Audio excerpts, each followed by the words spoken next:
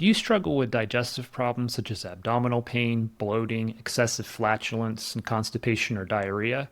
It could be a condition called SIBO, or small intestine bacterial overgrowth. This is something I've struggled with off and on throughout my health journey, so I wanted to share some tips on how it can be diagnosed and how it can be treated. First off, what is SIBO? So, in your microbiome in your digestive tract, most of the bacteria and other organisms should be located in your colon or your large intestine, with a smaller amount in the small intestine. However, when these organisms, these bacteria or other organisms start to overgrow in the small intestine, this leads to a condition called SIBO, small intestine bacterial overgrowth, and can lead to some of the symptoms we talked about earlier, as well as gut dysbiosis and leaky gut, leading to other possible issues. To diagnose SIBO, the standard diagnosis is through a breath test, usually using a solution containing lactulose or something like that.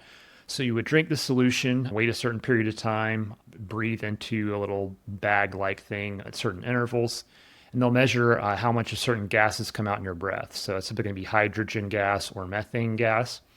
And whether you have overgrowth of hydrogen-producing bacteria or methane-producing bacteria, a lot of times will determine what symptoms you have, whether you struggle with diarrhea or constipation and some other symptoms, or you could have both. You could also have what's called small intestine fungal overgrowth, which is due to like candida and other yeast issues.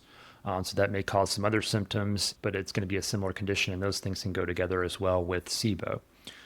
So you can also diagnose to some degree based on, there's some indicators on a urine organic acids test or a stool test, which is a GI map. There may be some markers on there that can give you a clue. But the gold standard for diagnosis is through a breath test.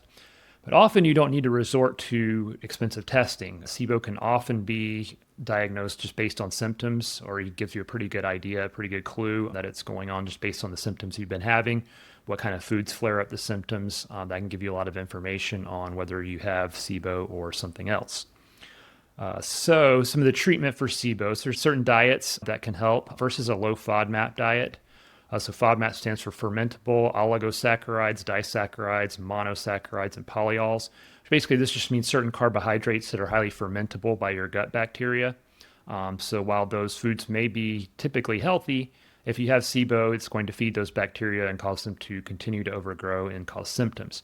So you may need to eliminate those foods and go on a low FODMAP diet for a certain period of time. If it's a more severe overgrowth, you may need to resort to something like a carnivore diet, which will remove all plant matter, which bacteria feed off of fiber and carbohydrates. So removing all that can starve the bacteria. So doing a short-term carnivore diet can help. Also, there's an elemental diet, which is basically meal shakes, pre-digested meal shakes that absorb in the early part of your small intestine to hopefully starve out the bacterial overgrowth. That's something that can be done for a short period of time as well to help starve those bacteria and help get the SIBO under control. There's also antimicrobials, so there's prescription antibiotics. Rifaximin is the main one that's typically prescribed. If the insurance doesn't cover it, it can be very expensive, so it's not always a great option. It's pretty effective, but relapse rates can be pretty high with that.